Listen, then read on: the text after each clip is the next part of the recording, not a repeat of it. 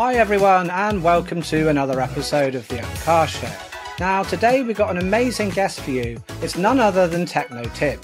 If you're like me and many of our viewers, you've probably been following Tim for years. As a leading YouTuber in the self-hosting community, Tim's channel has become the go-to resource for anyone looking to optimize their home labs and IT infrastructure. His expertise in home labs self-hosting is unparalleled, so we're super excited to have the opportunity to deep dive into Tim's journey, gain his insights and experience, and see the future of home labbing through his lens. So, whether you're just starting out in home labbing or you've been doing it for many years, I'm sure you're going to really enjoy this conversation. So, Tim, let's start. So, thank you very much for taking the time to come onto the show. Yeah, thank you. My pleasure. I'm happy to be here. So, let's sort of kick things off by learning a little bit about your background. How did you actually start your journey in tech in the first place? Great question. So, my curiosity started when I was a lot younger. I can remember way back. This might date me, but I remember we had a VCR and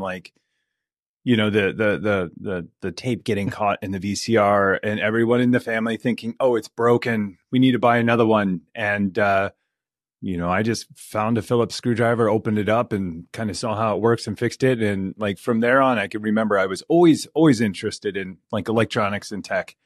Shortly after that, a little bit later, we got our first computer. While most people had PCs, our first computer was a Commodore 64 that we got at a garage sale. And so even though we were probably 5 generations behind, it was something that I could play with and tinker with. And, ever since then, I've been just hooked on technology. Went to school, went to college, minored in computer applications, majored in Japanese. And that's probably a story for a different day. Oh, wow. Yeah. And then I've just always been interested in tech. When I got out of college, I had an opportunity to start as, a tech support at a local healthcare system, hospital. And I did tech support. I fixed printers, I networked stuff, I imaged PCs, you name it. I was doing it, replacing hard drives. And so that really gave me a lot of breadth and depth into IT in general, how to support it, how it works in the enterprise. And it also taught me a lot of stuff about customer service too. And so it was a great. I look back on my tech support days fondly, and I love them. Some days I wish I could go back, and that's more nostalgia. But I look back at those days and think, man, I learned so many valuable skills, and it really opened the doors for anything I wanted to do after that. I think, a lot of my opportunities after that came from my motivation, what I was interested in. And a lot of them came from just being in the right place at the right time too. But I think a lot of it has to do with, what you're passionate about. And if good leaders see that people have a passion that can be harnessed, you may as well harness and let them do that, as much as they can. So I don't know. And then it goes on and on and on. I mean, I got into system administration. I got into networking. I got really deep into infrastructure. And then I decided to become a software engineer, and I built apps, built websites, built corporate apps, worked for very large retailers, built their apps, and then they went the opposite way and worked for startups and big clouds. So lots of stuff. So what inspired you then to actually start the YouTube channel and share your knowledge to everyone else? Yeah, that's also interesting too. I mean, originally I started out on Twitch and I was streaming video games, and I love playing video games. I don't play them enough anymore because now my hobby is YouTube, kind of, sort of. But I started streaming on Twitch, and I had a lot of fun there. But I noticed, I wasn't getting a ton of interaction, and at the same time, I'd always flip flop between gaming and home labbing. That was just my cycle. I'd play games. I played the new Legend of Zelda game. I geek out on it for 4 months and I get tired of the game. And then I go back into home labbing and build out, upgrade all of my machines, network all of my machines, do whatever, build something new. And then once that was in a good place, I get bored of it and go back to gaming. So there was always this going back and forth. Well, once I started doing Twitch, I realized well, now I'm putting all that time into gaming. I have zero time for homelabbing and, you know, building and tinkering.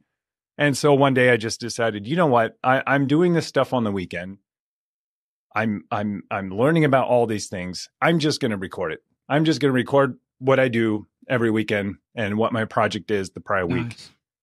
And that's exactly what I do to this day. I mean, you know, I don't know if I was right place, right time, you know, but it was pre-pandemic, and I, you know, I just started recording what I was doing, and I realized that there are a lot of people out there who know what I'm talking about and do the same thing. That was a big eye opener for me, because prior to this, like, no one I know does what I do, you know, and very few people in real life like understand even what I'm talking about. So it was a big unexpected surprise to find such a large community. Well, that's the great thing about the internet, Tim, isn't it? You kind of find so many like-minded people. Like where I live, like, it's all very old people, and all they care about is how tall the grass is. You know, if I talk to them about, you know, anything that plugs in that isn't an electric lawnmower, they don't want to know. So that's the great thing about the internet, is we do get to have our little nerdy kind of niches and groups. So it's like super fun. Yeah, it is. And like, I almost thought it was too niche for YouTube, but I learned later, the more niche you are, the better, because you know, you're not lost in the sea of other things. So, and that category has grown. Like homelabbing has grown since I started tenfold. There are so many channels that are popping up that are so awesome. I keep adding. I keep seeing new people and new projects every day popping up on my YouTube homepage, and my watch later is just full of new people, and I love it. I love to see it. Yeah, why do you think there's more and more people getting into it? You know, why do you think it's so different now? Is it just that it's easier, better products, or just a better knowledge that people have that it, you know, that they don't trust kind of big tech and they want to self-host? You know, what do you think the reason is people are, you know, kind of flooding into the self-hosting scene? Yes, all of it, I think. Yeah, all of it. I think people see other people. Well, one, I think there's just a large amount of people doing this, even though, like, I thought, hey, I'm on an island, I'm doing this by myself. I think having, you know, a handful of YouTubers doing the same thing kind of opened the doors for other people to say, hey, I can do that too, but I have my own perspective on that, and here's how I do it. I think it's a combination of that, seeing more of it, people getting motivated or inspired by other people doing it and saying, hey, I want to do that too. I think the pandemic had a lot to do with it too. Like, now everybody knows how to, you know, do a web conference properly, besides me getting started today. And recording and audio, like, a lot of people, you know, double down on you know, in like investments in AV. And people had a lot of time on their hands. And then on top of that, yeah, we have a lot of great products that are getting a lot of great traction, whether open source or not. But getting, you know, there's also the shift for some people away from the cloud, for some people it's to the cloud. But either way, like, there's a lot of people, you know, making decisions on, you know, what they want to share with companies and what they don't want to share with companies. And then there's a lot of great hardware coming out. If you think about just this massive shift from big and powerful to small and mighty, like, it's accessible to anyone now. And I got a lot of devices back there too. It's, you know, I could have a whole home lab on a tiny $200 mini PC, and it's going to perform just like almost like, you know, a 5-year-old enterprise server. I mean, you know, you know, you got to temper your expectations a little bit. But for what most people are going to do on those large enterprise servers, they could also do on these very small mini PCs too. So it's like, compute has gotten a lot better over time and a lot more efficient. And it's just incredible what you can do on such affordable devices now too. So I think it's a combination of all that. And, you know, I feel like this is, I don't want to say a new hobby, but just I think this hobby as a category is growing too, right? Yeah, like, I think, you know, our fathers were into tinkering with cars. Like, our generation, we're, you know, unless we're real good mechanics, we can't, because it's too difficult. So we tinker with our home servers. Yeah. So maybe it's our generation. That's a good point. Yeah, auto mechanic. Yeah, that is a good point. Yeah, instead of, like, tinkering in the garage and turning bolts, on an engine on an old car and fixing it up. We're fixing up old servers, in our basement. So as someone who's, you've contributed so much to the community, what's been the most rewarding aspect, do you think, of sharing your knowledge? Is it, that just other people getting into it as a hobby, or, other YouTubers starting up and seeing what you're talking about before? What do you find most rewarding, and what keeps you going? Yeah, I think it's a combination of all of that. I think the very first thing that was rewarding to me was just realizing that there was a community of people out there. Like my whole life, I've always been different. Like my whole life, I rarely find anyone who likes the things I like, who wants to talk about the things I want to talk about, who even knows what I'm talking about, or even interested in those things. So in most social situations, I don't have a lot to say to contribute to most conversations.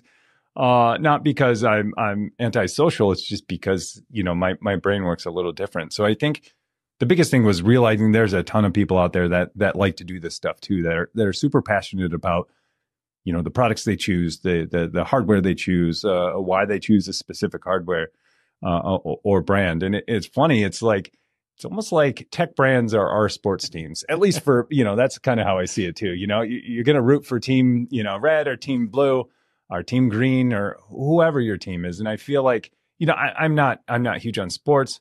But, I kind of feel like that there's that rivalry and there's that, kind of, the brands that you like and support. But yeah, so first of all, is realizing that there's a huge community out there.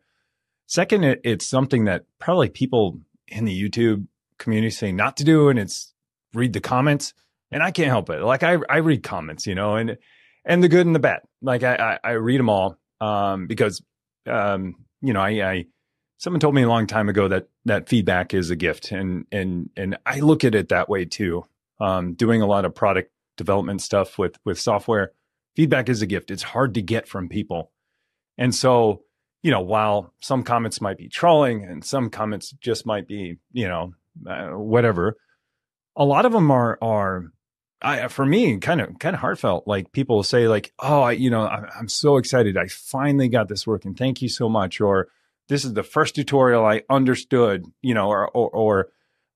I feel for me, reading the comments where someone can finally understand a piece of technology or how something works, or they got something going and they want to share that excitement, and they're so excited that they type a comment. That's the kind of thing that I really enjoy. I really enjoy just seeing people learning and getting really excited about technology, like so excited that they're going to tell me their whole entire home lab, stack in one comment. Like I love those because I feel for that person. Cause I'm like, I think, when I was on the other side of that, I felt that way too. I wanted to tell someone who knew what I was talking about my whole stack. Cause at least telling that person, they would understand what I'm talking about. So it's a lot of, honestly, it's a lot of little things that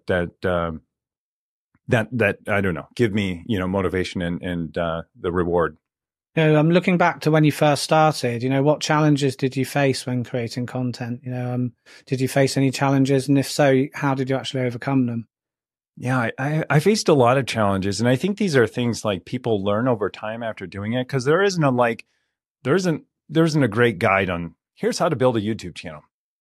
Now, don't get me wrong. There's 1,000 million probably people on YouTube telling you how to grow and how to do this, and how to edit and which camera to use. And so I had a lot of challenges. I still have those challenges today. A lot of, just basic AV stuff. Like I'm a tech person. My hobby has never been AV. I've never done anything in AV.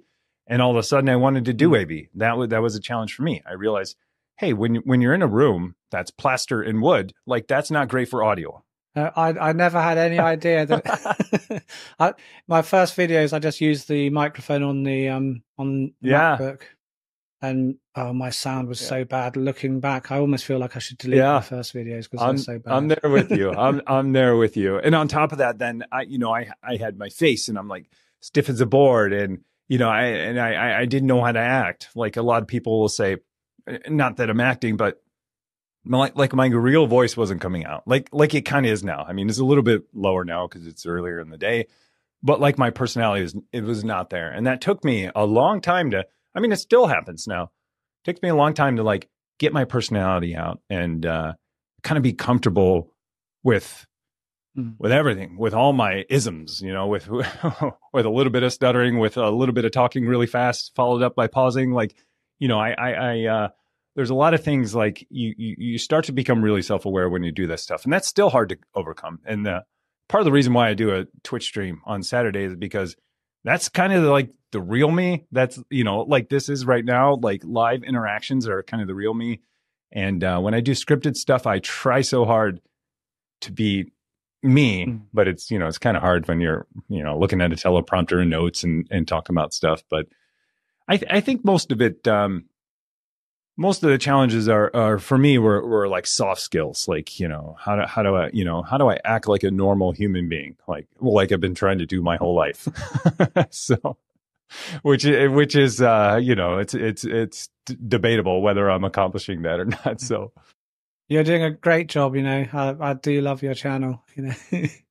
Yeah. Oh, thank you. I appreciate it. Like, I really do. I appreciate it.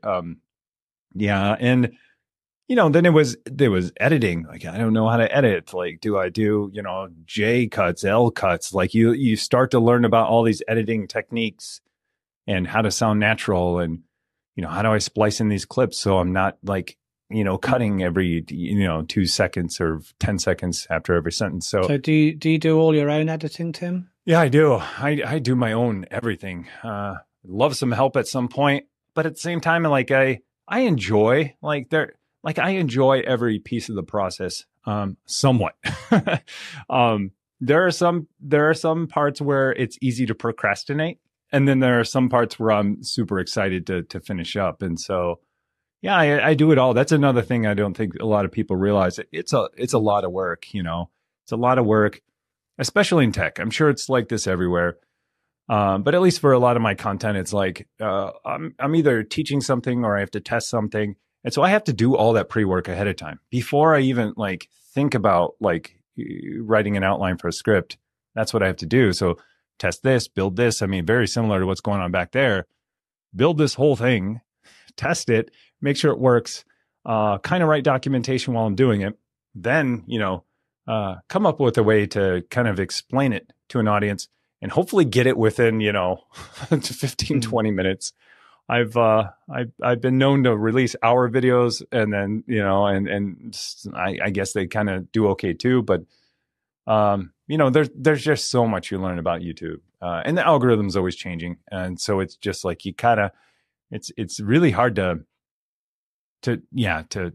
bundle all of that up and still stay relevant. It's tough. You cover, you know, a really wide range of topics. How do you actually decide what to focus on for your next video? Yeah, good question. So like I mentioned earlier that my channel is always what I worked on last week or the week before, and it's still that way. You know, it was a little more organic in the beginning because I feel like I had a lot of like infrastructure and like pipes to lay down, like really foundational stuff so that I can then teach stuff from my home lab. So in the beginning, it was, you know, really nuts and bolts. Like I'm building my network. Here, I'm building my server rack, getting new servers, you know, laying down this foundation so then I can do the rest of my content. And now I'm at a point where like my home lab is super solid. Well, for the most part, I migrated some of my servers to a co-location in downtown Minneapolis here, still 100% self-hosted, just someone else is, you know, supplying power and network. And then, you know, I'm kind of standardizing some of my home production. And so things are really, you know, getting pretty solid. And so now it's fun because then I get to think, okay, what do I want to do next? Right? Not what do I have to do? And even the have to do's are super fun. But now it's like, okay, like, what's something that's really cool that like I would like to learn about next week or play with next week? And so a lot of it's like that. It's a combination of, you know, what I want to do, what I'm interested in. I have a backlog of videos always that, you know, any one of those could be, you know, come to the top. They could be surfaced to the top. what are people interested in? What's popular right now? It's what are other YouTubers talking about? And so it's kind of like all of that together, and then trying to figure out, what my angle or what the story is, or what it is that I want to teach or tell. And so, it's been organic, like, and then there's the whole like brand side of it, which all new to me. There's, once you start doing stuff, brands see what you're doing, and they want to help out, or they want to hop on for the ride. It's a lot of that. And so, you kind of have to balance, like, like, hey, if I want to do this for a living, you have to make money if this is going to be your job. Otherwise it's a hobby. And so it's some point, either if you're not big enough to live off ad revenue, then you have to, like, partner up with brands and do cool things. And most of the time it's more than you could do by yourself anyway. So it's I think it's a win-win, if done right. Talking about how you kind of focus on what video is going to do, just a question, to see if you're kind of similar to me, really, is do you have like a whole bunch of videos that are half finished, and you kind of like, you start doing one video, then you have like, you think, oh, this is such a good idea, and you think, I've got to start videoing this, and then you kind of forget some other videos that you've done. 6 months later, you kind of look in some folder and you think, oh yeah, I forgot about that. I don't know. Oh, or is that just me? I don't know. Honestly, no. I wish I was like that, because that to me, that feels like how you have this moment of inspiration where you want to do this thing and you start filming it, and then something else gets take its place. Like, I wish I did that more. Like, that's, to me, sounds awesome. I don't, unfortunately.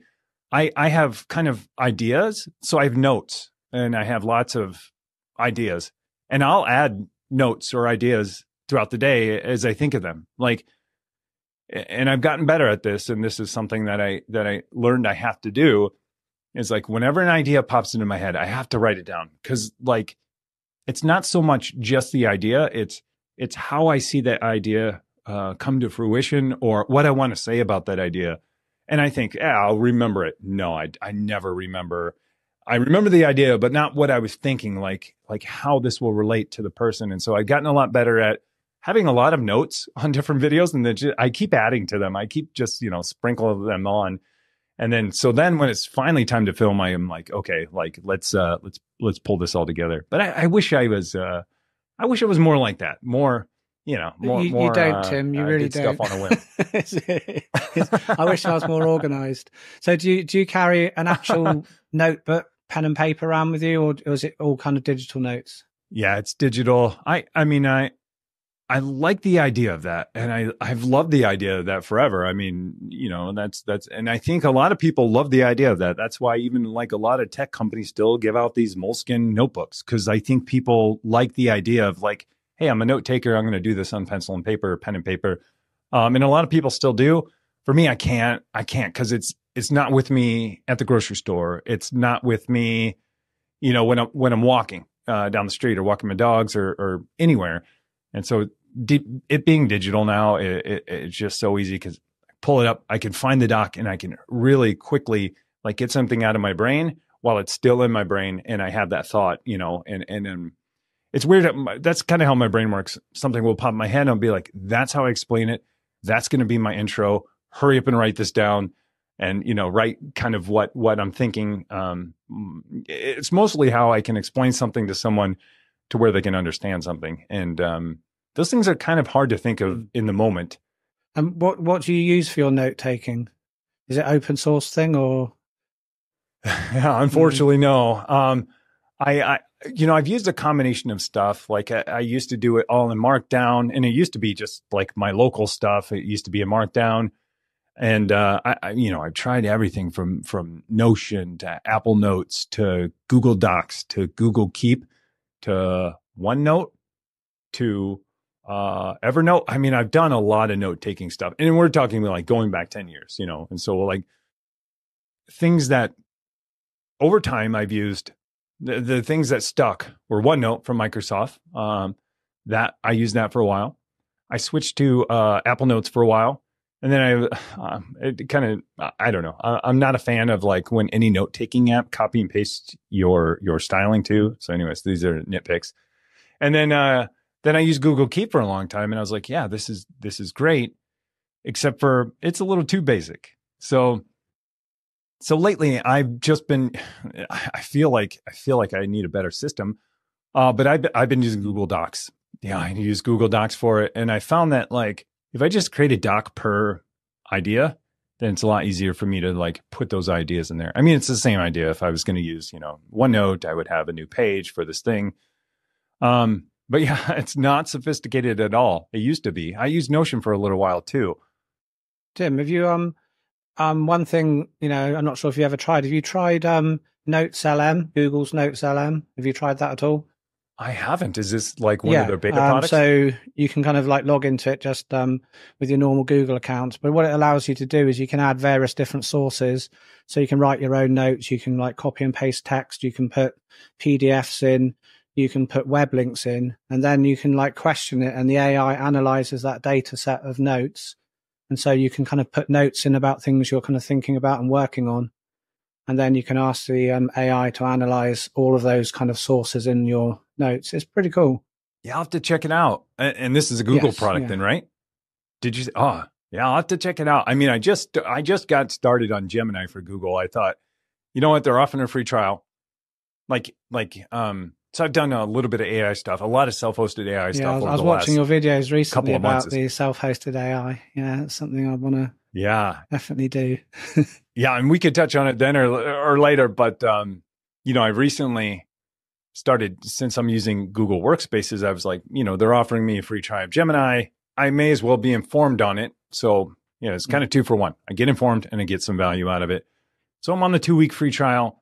This is kind of like where I see AI going, where AI isn't its own product. AI is integrated into the products you already use or into a product you're going to use. And it's pretty nice in Gemini to be able to, every email you pull up, there's a summary on the right from Gemini. Even if the thread is like, months long, like some of my email threads tend to be in this space. Gemini summarizing stuff. You could ask it stuff. You could ask it all kinds of stuff about documents, contracts. I mean, not that I don't read contracts, but when I'm like, did they say this in this contract? It's very easy to ask Gemini, like, hey, did they mention exclusivity? I'm not going to search for the word. I want the idea. Did they mention, any kind of exclusivity in this contract? And Gemini figures it all out. So I think that's coming along too. So anyways, I'm on the free trial. I don't know if I'm going to stick on it, but I need to try out this Notes LLM too. Last question I got about your YouTube channel is, where did the name Techno Tim come from? Oh yeah. A lot of people ask this. Oh man, it's, so when I was in college, electronic music was pretty popular. Everybody even now still calls a lot of electronic music just techno. Like I must admit, Tim, like when I've been searching for your channel, sometimes I've typed in like Techno Tim, and the autocorrect has changed it to time. And so I'm doing a search. I thought, oh, for God's sake, no, I didn't want Techno Time. I wanted Techno Tim. Yeah. Autocorrect, I noticed, does that on mobile. These are all things I had to figure out and overcome. But So like going way back when I was in college, I liked electronic music. I liked more of like, I don't know, trance and kind of EDM and like all this atmospheric kind of electronic music because it was new to me. Like I'd never heard anything like it. And it was new to me and it was a new genre. I've always been into hip hop. I still am. Me too. But, in college, I got into that because I thought, wow, this is a new way of listening to music that's electronic, as hip hop for a long time was. I mean, especially 90s and 2000s. So anyways, I would play it, and I lived in the dorms, and my dorm room was right by the bathroom, so everybody could hear it. Like if someone has to go to the bathroom, my door's open, I'm playing the music, and so people would always tease me about it, and my RA would always make a point to say, "Tim, turn your techno music down." It became a joke, even though it wasn't that loud. Everyone could hear it as they walked by to the bathroom, and so a hockey player lived next door to me, and he just started calling me Techno Tim, and it stuck. And like all through college, like people wouldn't even call me Tim anymore. They just called me Techno. Like for a long time, my name was just Techno, and it was just, I just knew that that's who they were talking about. So anyways, that became my, like my gamer tag for a lot of stuff. And I just thought like, hey, I'm just gonna use this. And I thought it kind of fit because, is it for technology or is it for music? And so, because I was, before I asked you, I was thinking, I wonder if it's got anything to do with techno music, or is it just technos and technology? So yeah, that's pretty cool. Yeah. Yeah. And just touching on a point earlier, for a long time, the SEO was pretty bad for me, because I'm like, when people would search for me, they'd find all stuff about techno music, a DJ called Techno Tim, and all of this stuff. And I was like, man, I'm like 10th. I'm on like page 2 of Google when people search. And so I had to do it, I mean, not me personally, had to do a lot of work, but as my content grew and people searched for me more, now I'm higher on that list on SEO. But yeah, those are things you don't think about, like when you pick a name, is like you kind of want to pick something kind of unique, because then your SEO is easy, for people to find. So I'm going to move on to a different kind of section of the podcast that I like to do. I call it rapid fire questions, where I'm going to ask you just some pretty random questions, Tim, and you just gotta kind of answer them just simply. So I know the answer to this one already, but I'm going to ask it anyway. Dark mode or light mode? Oh, yeah. Yeah, dark mode. I mean, I got love for light mode too. I'll have more love for light mode too, probably here in a little bit. But dark mode, it's got to be. My eyes are sensitive to light, so. And your preferred web browser? Oh, the one I use or the one I have to use? No, it's Chrome. Only because it's convenient. I've been using it forever. I love Firefox. Safari even has its, perks, but Chrome is the one I click. And your favorite tech gadget that you own? Wow, that is tough. I mean, I could say super generic. It's my phone, because man, I couldn't imagine being out with my phone, and that has like the biggest impact on, on everything. But if I had to pick something that wasn't obvious, that's tough. That is tough. If I had to pick something that wasn't obvious, yeah, that's tough. I would say my phone, but if I could have something else, I think it's really cool. But I have this HDMI capture card that does 4K quad 4K inputs, and it was one of my biggest purchases way back in the day when I was making $0 on YouTube, and I'm still using it today. And back then, a $400 purchase for something that was a hobby was a lot of money. But I love it. It's this 4K capture card by Blackmagic, and still use it today. It's pretty awesome. So anyways, that's my favorite gadget that I've gotten a lot of use of over time. Okay, so your next favorite question is, what's your favorite retro game or retro console? Oh yeah, this is tough. My favorite retro game, like what will I pick up? And so, the console's tough too. Yeah, this is tough. Like I love the Legend of Zelda series. I can play them all. 2 Link's Awakening is so hard. It's one of the few I've never beaten yet on NES. But I think, like, while I have these fond memories of playing NES really young, I think like I like N64 a lot, Nintendo 64. Ocarina of Time is like a game that, like, still I still remember like the music I was listening to, what grade I was in, and what food I was eating when I was playing that game. So a lot of nostalgia around Ocarina of Time. I don't know. I love the whole series. I'm going to have to go with Nintendo 64 because it was so unique. The controller was so unique. And the Z targeting and everything was so unique. And then Ocarina of Time on top of that was like the game of my life when I was younger. So I'm going to go with those two. Right. Next favorite thing, your favorite YouTube channel other than your own. And of course, like, it's going to be Space Invader 1, but you're not allowed to say that anyway. Yeah. So favorite YouTube channel. Thanks for qualifying. Okay. This one's tough too. Someone I've always looked up to and respect. I mean, both Jeff from Craft Computing and Jeff Geerling, both of those two, I've always looked at them as showmen, as good storytellers, as, good technologists overall. And so, now I got to pick between Jeff and other Jeff. That's a long running joke I have with those two as well. I picked Jeff. Yeah, sounds good to me. You've already answered this question, so I'm going to slightly change it a little bit. The question was the first computer you ever owned, so I'm going to change it to the second computer you ever owned, because your first one was the C64. So what was your second computer you ever owned then? The second computer I ever owned was a HP Pavilion, and it was running Windows 98 SE, and it had a AMD K62 processor, and I think it was 500 megahertz, and that thing was awesome, and it was so awesome, and I owned it in a time where I didn't fully understand computers, and I didn't fully understand PCs. They were still magic to me, and a real quick funny thing is, like, when I went to college and used this PC, like, I didn't even know, like, I didn't even want to open it up. Like, my RA had to come and physically put the network adapter card into that PC because I didn't know how.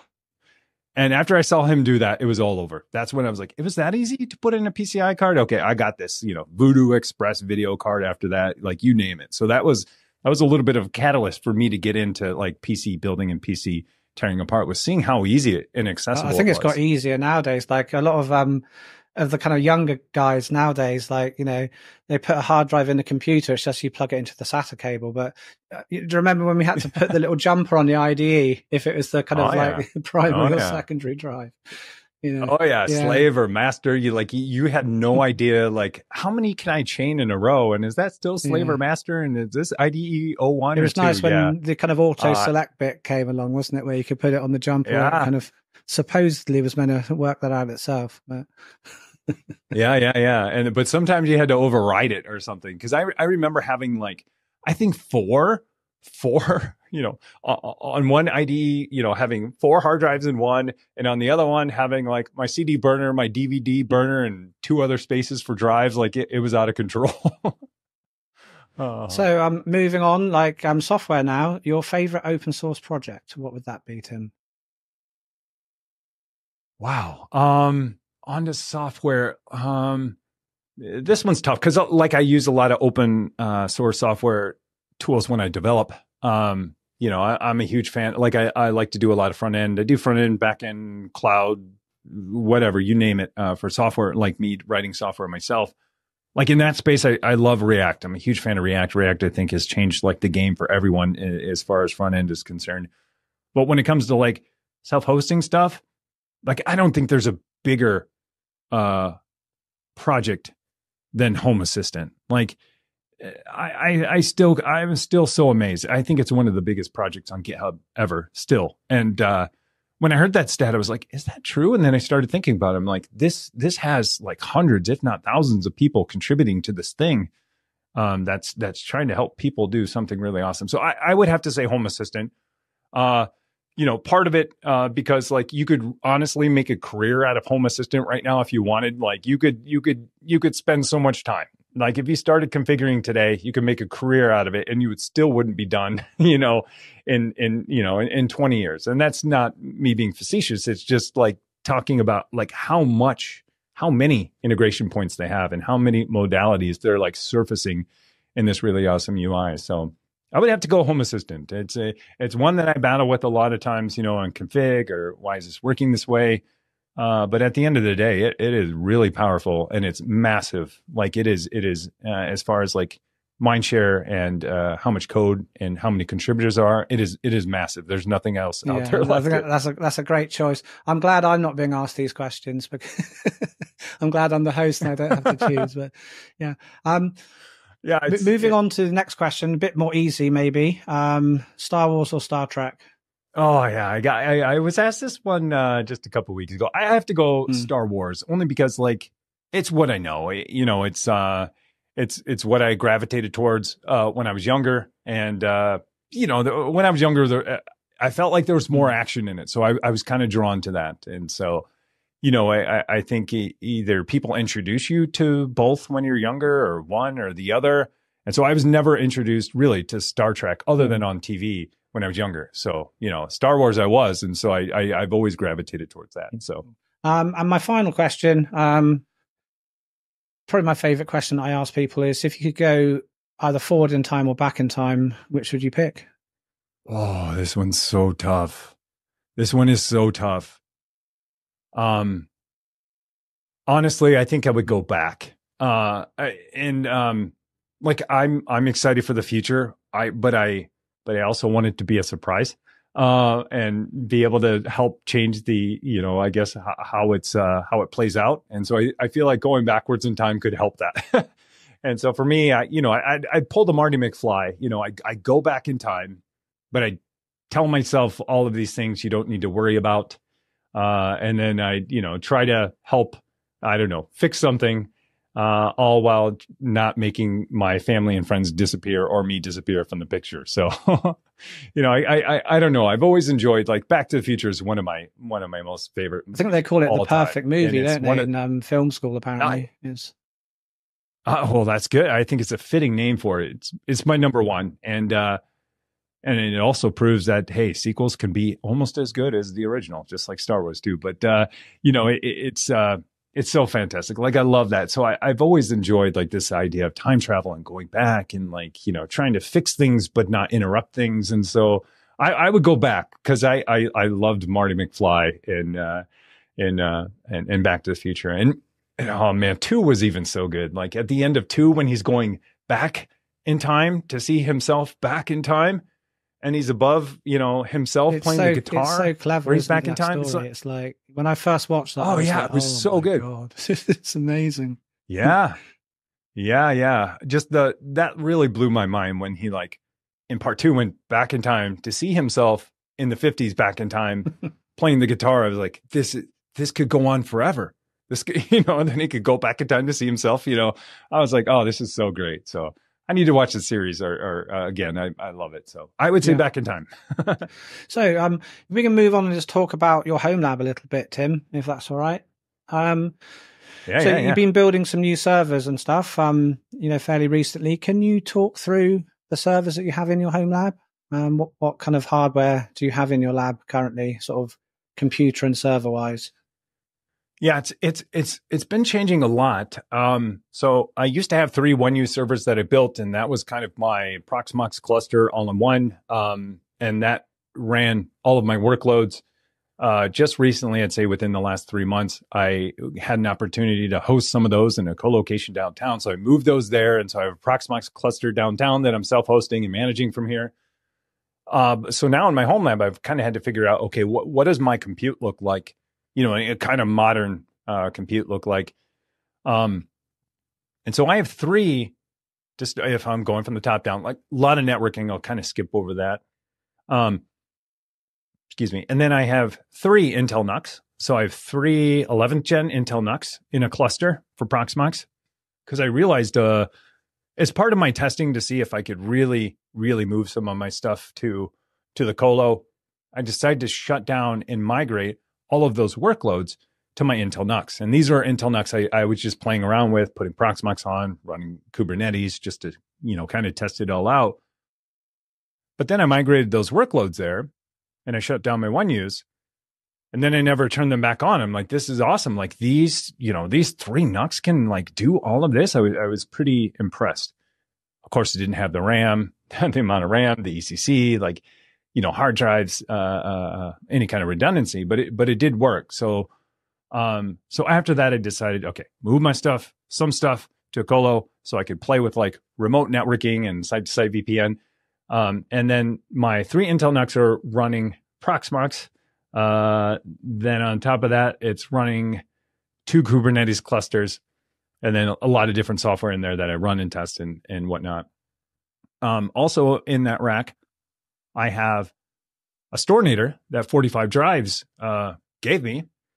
And that's been awesome to kind of play with and is that tinker the one, with. At Tim, first, you I thought, like, recently customized and you move the and you put the SSDs in and you move the 3.5 bays out? that's right. Did you That ever is 3D exactly print it. Yeah. the bracket?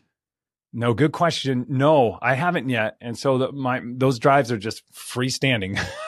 It's kind of, it's not ideal, but it's working. I need to get a 3D printer because it's just a skill I think I need to learn at some point.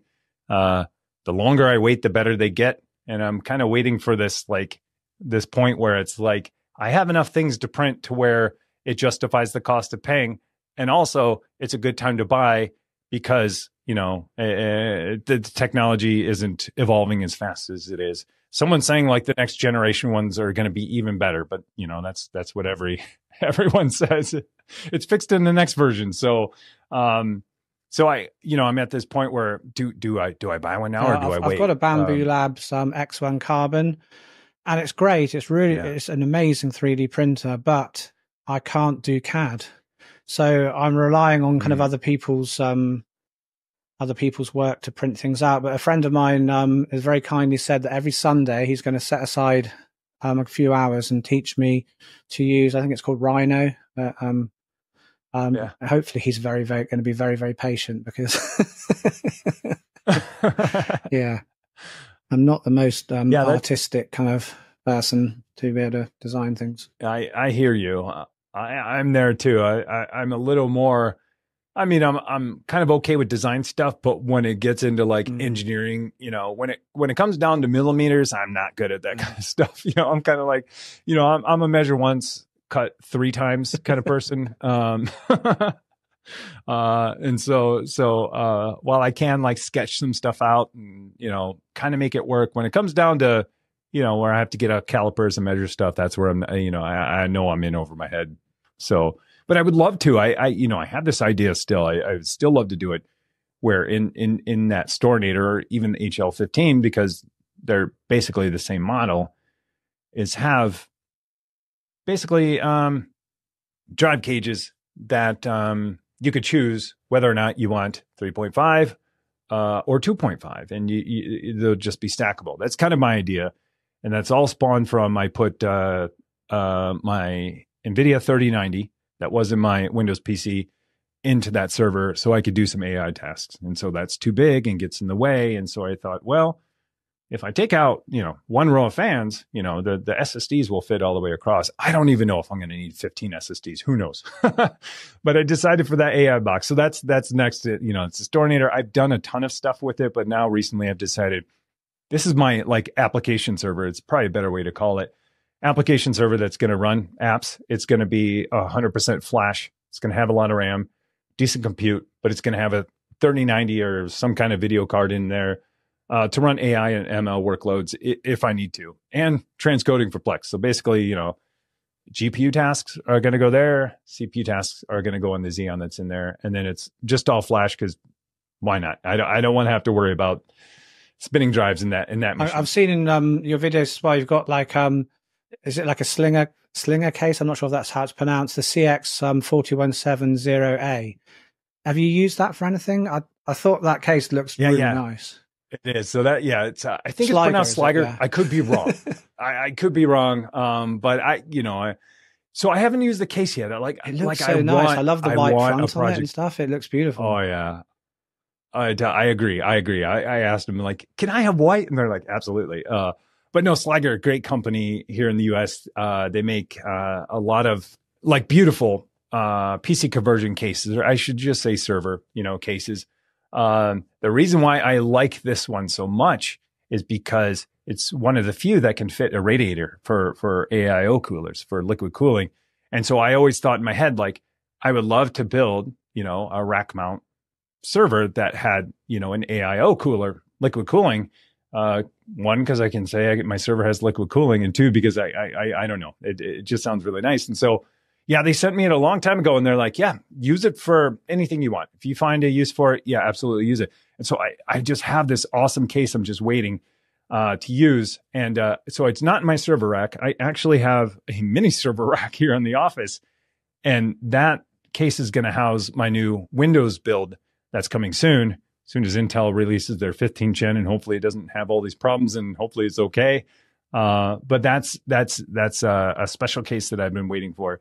Honestly, if I don't end up putting the Windows build in that case, my current Stornator case, I'm just going to shift stuff around and put everything in the Sliger case, because then I don't have to worry about the whole 13-inch video card problem, because it has way more depth than the Stornator. So, but yeah, that case is awesome. Yeah, I've got a couple of 4U servers that have got the front mounted radiator on the front as well, but they just don't look as pretty as your case. You know, I was like,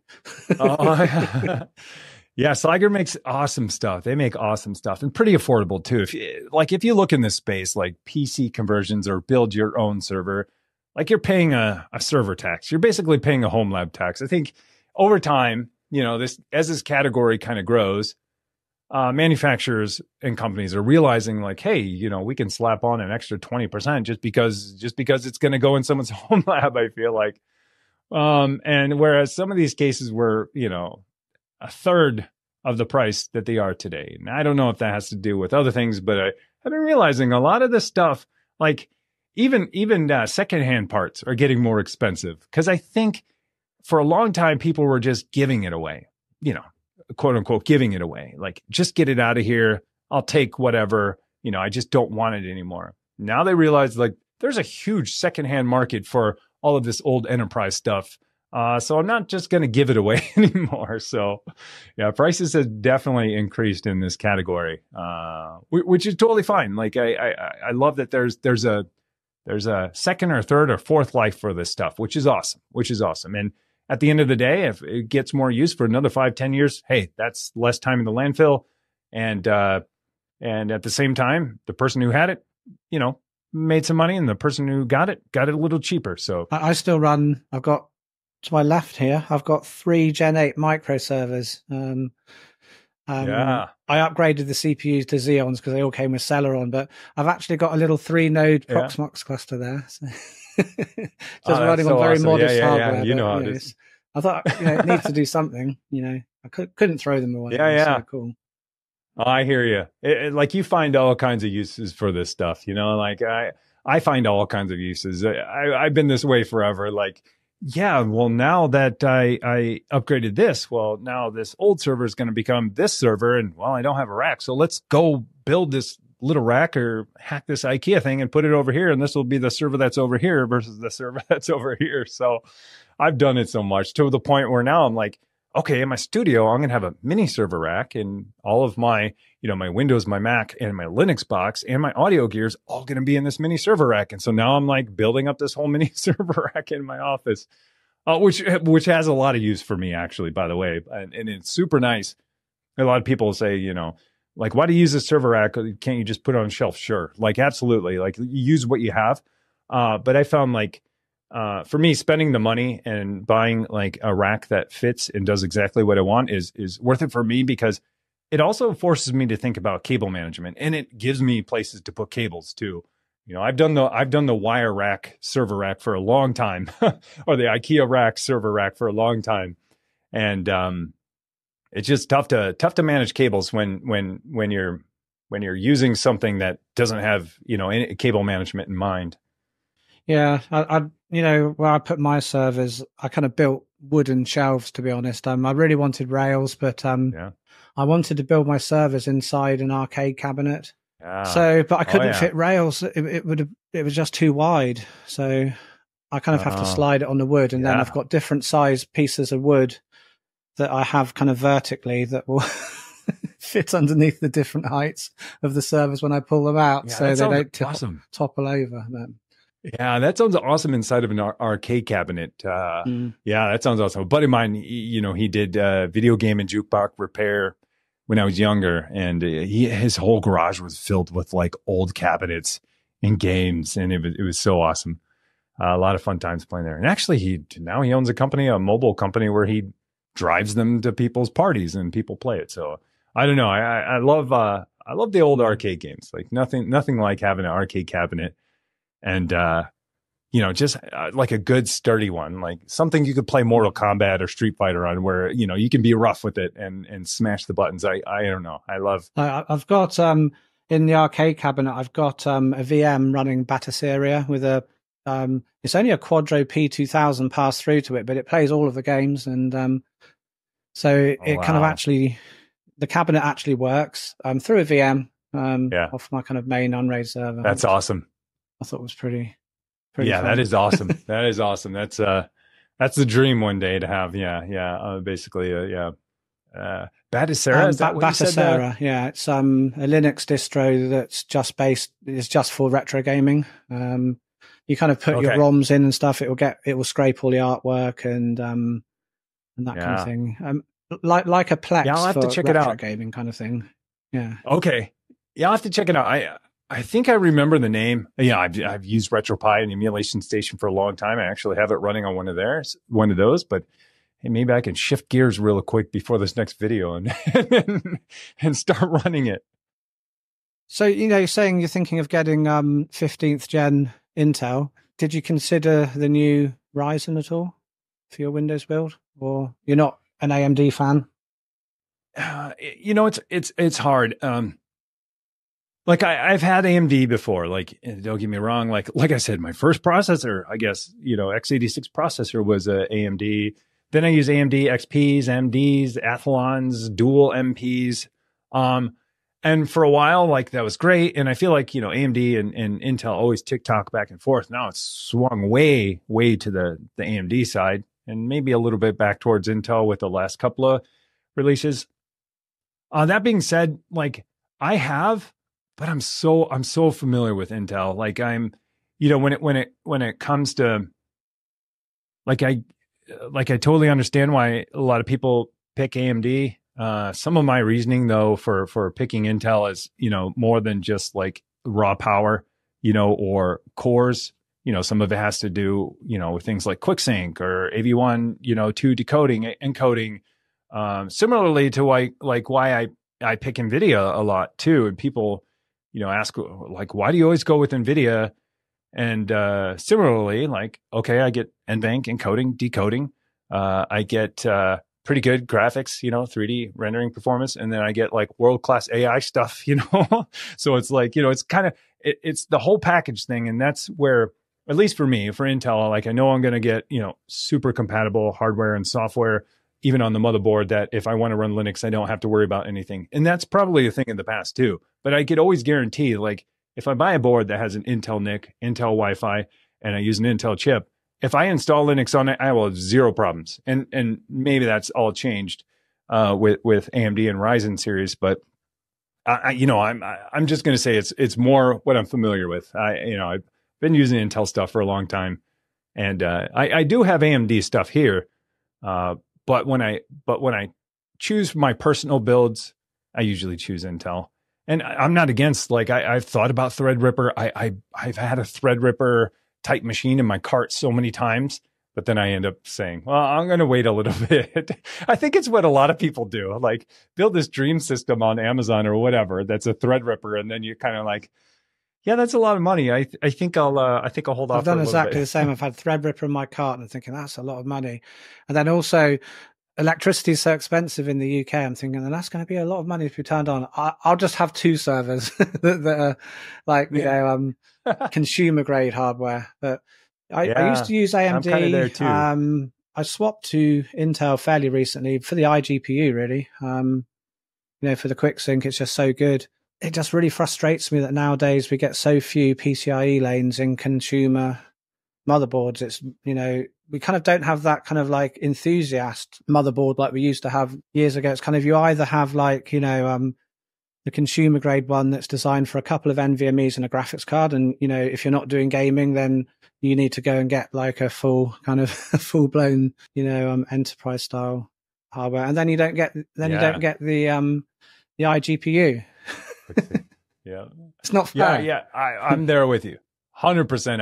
I'm there with you. And I always question, like, how did this happen? Like, how did this happen? Like we had workstation boards, then they're getting to take away. Then we have enthusiast board, and who knows what's going on now. But if you get a Xeon, you don't get an iGPU, so you don't get quick sync. And if you go the desktop way, you do get an iGPU where you get quick sync, but you only get, 24 lanes, which is a video card, or 20 lanes, which is a video card and NVMe drive. So it's like, what is going on? Like give me, like, I don't support this, but I understand why companies do this, at least on the processor side, like core counts and stuff like that.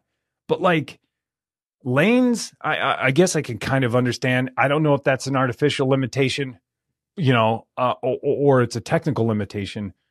And same with QuickSync, Intel Quick. I don't know. I just feel like, okay, if you're going enterprise, like you should still have all those things. I know this is going to drive up costs. That's probably what they're going to say. It's going to be more expensive if we put an iGPU. It's going to use some of your lanes, but I don't know. There's not a good choice for an enthusiast. Really, is hey, I want a desktop class processor because of power, because of whatever. I don't need 32 cores. 8 is fine. And, I don't want to spend all that power. Give me a few more lanes, not asking for like 50, but maybe 30. I don't know. And then, give me my iGPU. It's tough. Do you think it's because, people aren't using kind of multiple graphics cards all together for their gaming nowadays? Do you think that's why we don't have that? Yeah. That is a big one. Yeah.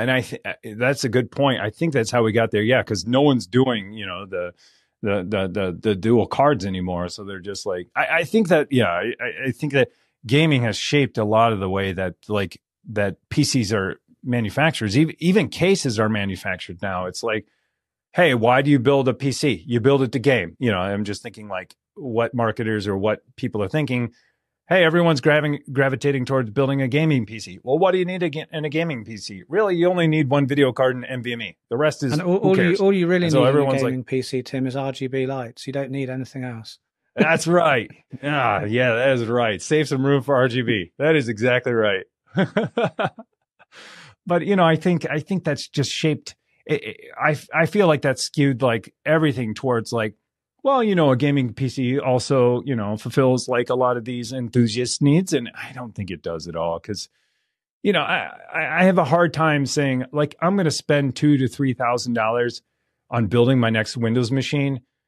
But I only get to put a video card and an NVMe drive in it. Like, hey, what about the gadget I was just talking about earlier? Like my HDMI input that has 4 HDMI inputs. That's PCI Express 8, like now that's going to share lanes with other things. And I don't want a Xeon running in here, for many reasons. So it's just tough. And then on top of that, like, even if I could get the, the workstation version of the Xeons, if those are even still sticking around, I haven't followed the news on that. Those are pretty expensive. And then you're getting into motherboards, that cost $600, $700, $800. Some of the motherboards are crazy prices, aren't they? It's like, yeah. In general, especially for the workstation ones, I think Asus has them. I get it, like limited run, limited, totally niche. But man, motherboards overall, like, remember when you could pay $30 or $40 for a motherboard? I feel like I'm getting old, and but this is not too far in our past. I mean, I'm talking about maybe I don't know, 6, 7, 8 years ago. Paying like, $100 for a really good motherboard, not too far away. I feel like. Yeah, it's a shame, hopefully as homelabbing gets a bit more popular, maybe vendors will kind of see there is a market there for some middle ground stuff. You never know. Yeah, I hope so. Yeah, I hope so. I mean, I think this, like I keep saying, this category is growing. I think it is. And now you see like 45 drives. They're building, they're building systems for home labbers, and home lab is actually in the name. Like, so I still feel like we're pretty early on. There's other companies that are doing awesome things too, that are targeting specifically home lab enthusiasts, where, if you still, sometimes when you search for this on the internet, bad SEO, they think you're growing some kind of garden in your house, or doing some kind of chemical experiment, a laboratory. So the fact that now when I search for a home lab on Google where it's starting to show computers, I think that that's a good sign that like, hey, like the category is growing and I'm no longer getting like home massage kits or laboratories or like grow kits for my house, you know? So Tim, sort of moving on from hardware, I'd like to talk about software, and I'd like to kind of talk a little bit about Unraid. I know you've kind of used it for the first time this year. You know, how did you actually discover it? Was it kind of people on your channel said, you know, check it out, or is it something you've kind of had on the back burners to check out for a while? Or Yeah. A little bit of both. Like I've heard of Unraid for years. Linus, I'm sure that's where like 99% of people heard of it for the first time. And so it's always been in the back of my head. I've been building like all different kinds of systems, and I thought, yeah, that'd be cool to check out one day. And then like there was this sense of urgency when licensing was changing, and so like, you know, I thought like, oh, okay, well, if I'm ever going to try it, let's just buy it now. So, you know, if I try in a couple of years, whatever, it's still around for me to try. Not that I wouldn't mind supporting people and software anyways, because I always say to people like, hey, support the things you like, because if you don't, they're not going to be around in the future. And I'm more than happy to pay for something that I get value out of. But I thought like, hey, this is a good time to like buy it, put it on the back burner, and try it at a later time.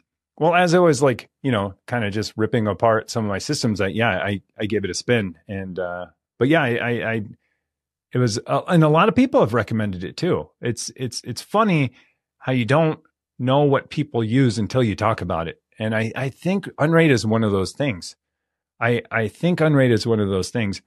And, I wish more people in HomeLab would talk about it. Because as soon as I mention it, like people, you know, in my Discord server that I've talked to for years, is like, yeah, got one running right here. I'm like, dude, where have you been? Like, you've never talked about it. Like, I don't know what it is, but I wish more people would talk about it because it is awesome. Have you tried the Unraid 7 beta yet, Tim? Have you spun that up yet, or is that something you?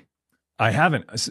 So I still have the latest 6 on my USB drive, and you know, it's I could boot up my other system with it at any time. It's kind of nice that it's on USB because then, you know, I can just boot it up anytime, just reboot my machine, and there we go. But I haven't tried 7. I heard it's coming. I saw your video on it, and yeah, I'm super excited. Well, maybe I can show you some things about it today, and yeah. Like for those who don't know, Tim has made 2 videos about Unraid. His first one where, you know, he first installed it, and a second one where he compared it to his current NAS system, which was TrueNAS Scale, I believe, Tim. And yeah, you know, what I want to say to everyone is, you know, both systems are really awesome, and it's very funny when people get very kind of territorial about kind of you know, like it reminds me of when you're telling me about kind of Commodore 64 earlier, Tim, actually, is you know, I remember at school it was kind of like we had a computer over here called the ZX Spectrum. I don't know if you've ever heard of it in the States, but it was a kind of it was a terrible computer, and Commodore 64 was just much better, and all the people that said Spectrum wasn't, they were all wrong. But yeah, but you know, one thing I've kind of like, you know, I run VMs all the time. For everything I do, pretty much, and I just kind of think of an operating system as really just a tool. And you know, it's the same with anything. There's pros and cons of everything. You know, I thought it was very interesting to hear your thoughts on the product, and you know, I know Lime Technology are very interested to hear feedback, and your feedback was very interesting to hear your point of view from someone who's never set up Unraid before, and you know, is coming as a first-time user, seeing what's there. I might kind of go through some of the kind of points you made in your video, Tim, if that's all right. Like the first thing that many people kind of think about is probably, I guess, is like, you know, you mentioned as your first point is the fact that you can get TrueNAS for free, and Unraid you do have to buy a license for it. You know, everyone kind of likes free. But, you know, the kind of difference between TrueNAS and Unraid is TrueNAS gets a lot of income from their enterprise clients. So, and that kind of feeds down to the community version, which is really awesome. But obviously Unraid doesn't have the enterprise users, and so don't have the same kind of revenue stream. And what I say to people kind of like, I hear a lot of people say, I don't want to kind of pay for Unraid. I'm not saying this to you at all, Tim. I'm just saying this to kind of friends who have said this to me. They get the kind of, the Xbox game that's the kind of Dulux pack that's kind of like £90 for one game. And, they're quite happy for that. Yeah. So that's what I kind of think about with the free versus paid. But it is something that a lot of people, they do have to, think about for sure. Yeah, I just if I could chime in, I totally agree. I'm not against paying for anything. Like I pay for stuff. I support people on Patreon. I support stuff on people on YouTube. Like I totally get it, and I always say to people like support the things you like. Like if you like something, support it, because if it goes away, like you won't have that thing anymore. And I totally get it. Like Lime Tech is a business. They have good employees. They have people to pay. They provide jobs for people. And so the small fee on getting an operating system that you get so much value out of helps support the company, that helps support the people, that helps support their community. Like I totally get it. 100%. Exactly. Like I worked in a couple small startups, and I get it. Like I've been there. I've been in positions before where I'm like, am I getting paid next week? So I totally get how it works, and I totally understand. I totally get it. Like people who maybe they can't afford to kind of like spend $50 on an OS. Maybe they're kind of they're at school, they don't have much money, and they want to get into this kind of space. Like what would you choose them? Well, of course you'd choose the one that's free. I totally understand, the point of people, saying that it's an advantage to be free, for sure. Yeah. I totally understand. And I will say, like, just going into the value piece, you do get a ton of value for what you get, like for what you pay. Like you spend, like you could build all the parts and pieces if you wanted individually and spend weeks and weeks and months kind of getting it to work, but it wouldn't be fully integrated all in one package and just work out of the box. So it's like, where do you want to spend your time? Do you want to spend your time tinkering to the point to where you're spending most of your time building something like it? Or do you just want to buy it and focus really on why you bought it? You didn't buy it to just want an NAS. You bought it to provide services for your network. You bought it to, provide applications for your network. And so,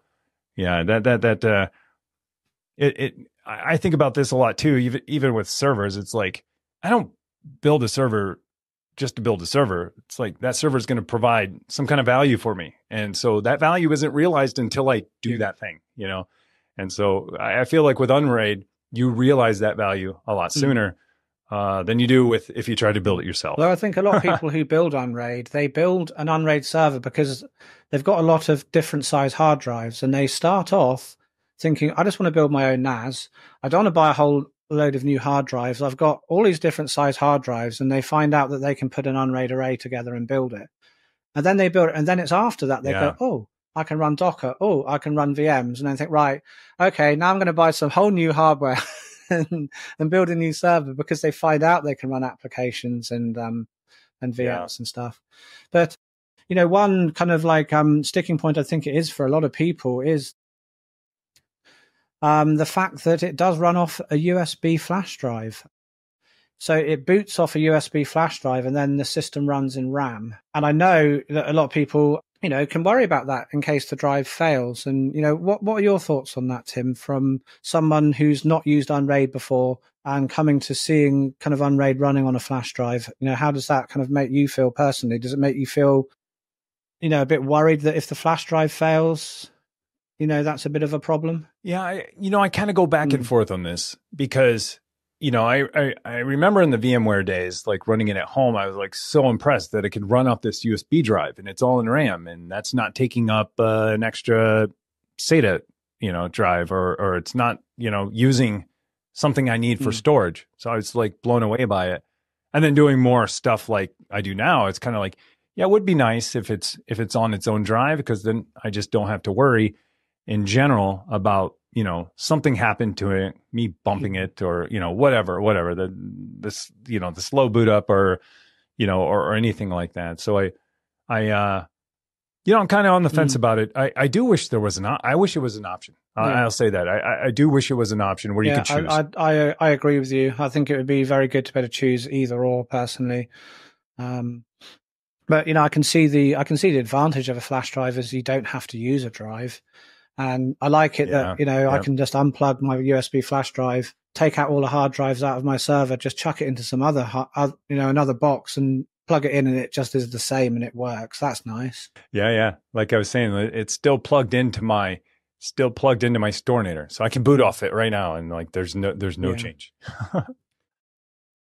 Yeah. I get there's pros and cons to both, and I was just curious. Like, I mean, I feel like the pieces are in place at least for the authorization and stuff like that for key management. I just always wondered, like, I don't know. I'm just curious about the choice, and I'm sure it's like a ton of technical stuff, and it's like it's because it's been that way since day one, but. Yeah, I mean, people I talk to in general would be like, yeah, it'd be a nice option. And again, I get it. Small company, like, where do you spend your time? So, I was just wondering if I could actually show you one of my servers, Tim. I'd love to see it. And, you're not allowed to laugh at it if it's only got a little bit of storage compared to yours, or and it's not kind of enterprise hardware. Yeah, so promise not to laugh, and I will show it. Hey, no. Hey, like my first home lab computer was like this compact 300 megahertz computer from it was like antiquated 10 years before I got it. So, no, I never questioned anyone's home lab. So anyway, Tim, this here is my kind of main Unraid server. I've got my kind of Unraid array at the top here, which is made out of 16 terabyte hard drives, with an Unraid array with a 16 terabyte parity, and the rest is data drives. I've got a small Z pool here, which is a pretty kind of risky Z pool because it's just a stripe. I wanted to have the extra space. I only had 2 terabyte NVMEs here. And I run VMs off this on this Z pool. But what I do is one thing that Unraid can do that's very interesting with ZFS, in my opinion, is you can actually put a ZFS drive in an Unraid array, and it kind of makes it like a hybrid ZFS. So obviously, one drive of ZFS normally has no redundancy. And you're not gaining any kind of speed from having it, drives working together. But what I like to do is put one ZFS drive in my Unraid array. So I know if this drive fails, I can rebuild it from the parity, because you can mix file systems in Unraid. I could have like Btrfs, XFS, ZFS. So what I do with this, you see, is I actually use ZFS replication. I snapshot the VMs and I replicate them to this 16 terabyte drive here. So that kind of gives me a little bit of backup. It only replicates once a day, but it's enough for my kind of home lab. This is the machine I run Bataseria from. You'll notice here as well with the NVMEs now, there's a little bit more metrics here. We can see the temperatures and how much power is being drawn. Yeah. If we look at this here called ZFS Master, a plugin I'd definitely recommend you installing if you do install Unraid and put ZFS there. Gives you kind of control over the data sets. You can see all the various different data sets I've got here, which you don't kind of get in stock Unraid. And from here, you can kind of you can take snapshots of the data sets. But I just want to take you to the dashboard rather than just show you my main Unraid array here. We've had some really nice improvements on the dashboard here. We can see, obviously, this was in 6. You could see all of the running containers and VMs. And the VM running here, actually, this Pop OS one, if you can see behind me, I've got like a VM running that's got the kind of matrix thing for my background. So that's running from this VM here. That is awesome. To be honest, I thought you were in front of a green screen. It looks so good. So, we've got obviously the normal kind of things like, the CPU stuff, and you can kind of minimize it here. But I remember you said you don't know how you can kind of get rid of things. There's a little green padlock at the top here. It goes red. Yeah. I don't really like seeing the motherboard thing personally, because I know what my motherboard is. I don't need it on the dashboard. So you can just kind of get rid of the ones that you don't really want. And this here has been really nicely improved. The RAM usage, we can now see, how much RAM services are using. You can see 13 gigs here. My VM usage is 16, and my ZFS Arc cache is at 21 gigs at the moment. So awesome. It's massively improved, I think, here for being able to see, what's running on the server itself. We've also got kind of more things in to do with VMs here. Like this is the only VM running on the system at the moment. And you can also see this from the VM page as well. But we can see the guest is using, 12% of its CPU, working hard doing the matrix stuff in the background. And the whole host CPU is only, using 5% and, other metrics. Nice. Yeah, so that's something that's pretty nice. Yeah. So you can tell who the noisy neighbor is now if something's gone awry. Yeah. And here, this just says where my disks are in my server. These NVMEs are saying it's hot because I haven't actually set them. And here, I know you've installed the GPU plugin yourself, and it puts the metrics here. Yep. This here I quite like because I have a Tasmotor plug that goes into my whole kind of like server rack, inverted commas. So this is how much the whole of the servers are using at the moment. Or there's 3 running there, and it's using about 500 watts. So yeah, that's awesome. That is awesome. So it's nice you can put things in. There's tail scale when you install that comes in. There's a whole bunch of different things. And there's a smart error on there. It's just a CRC error on one of my hard drives that I'm not too worried about. But yeah, so the dashboard has been really improved. But you're right, it's not responsive. It would be really nice if it was. I totally agree. And I totally hate using a phone to operate the Unraid dashboard. Yeah, like being a front end developer, I being a front end developer too. Like I noticed that right away, and I was like, oh, this is tough, but I get it. Priorities. But I'm sure it's something that the team will be working on in the future. But awesome. Like I say, we were trying to get Unraid 7 out the door. I'm going to switch across to another server here. This one's actually not started up. This is another Z pool I've got with I don't know, about six SSDs there. Yeah, what's been added into 7 that wasn't in 6? In 6 we couldn't add like a L2 ARC, we couldn't add a slog and that kind of thing. That's now been put into the GUI, so you can just kind of add all of that kind of thing in. It's not something I kind of want in mine here. This VM I just use mainly. Sorry, this server I use mainly for VMs, to be honest. But you can see here as well, there's no Unraid array. So you get the choice now of having an Unraid array or not. So basically, you just have bunches of pools. Gotcha. When you were talking about the cache drive to accelerate the reads and writes, that's 100% correct. What you were saying is like, you can have the Unraid array, and you can have it write to a cache first, but you can actually have it write to any pool you want. I see. And cool. It can actually move it from pool to pool. So these 2 Z pools here, I could have it write to here first, or have it write to my faster pool first here, which is NVMEs, and then later move to that if I wanted to, or I can just keep it how it is. So that's, something that's pretty good, I think. Just coming on to Docker, I know that you had a problem with adding a GPU to a container. Yeah. So it's kind of I'm sure, I mean, I know a lot of people have figured it out, but the problem is getting like a GPU added to Plex. I have the drivers installed, it installed the container toolkit. I've even looked at the Plex, container and saw that you need to add, I forget, some extra flags to say, hey, it's NVIDIA and how many cards to pass through.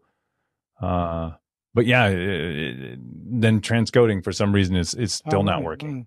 I can probably tell you why that is. What you'll find is whether it's got the part to add the GPU or not depends on the person who made the template, really. One thing you noticed is you'll look for Plex and there's like, 6 different Plexes. And I can totally understand that that's kind of quite confusing for a lot of people. Like, which one? I often have people ask me, they say, Ed, I've just set up Unraid. How do I know which Plex to install? And that's a really good point. But if I take this stable diffusion container here and I just click onto edit here, you see this container actually had already the this part here for NVIDIA devices. but you have to put the actual ID of the GPU. I'm not sure my TrueNAS is actually running as a VM, to be honest, so I don't run any kind of services on it. I've sort of seen, like, correct me if I'm wrong, you get the option, you can choose kind of like GPU 1, GPU 2. Is that correct? Yeah. On Docker, that's how it is. It's like 0 or 1, and then all. You could use all sometimes. Docker's been changing how it actually works. Is that for every single container? Like, or does the container have to support the GPU, or can you just is it that up to the user to kind of figure out whether it supports it?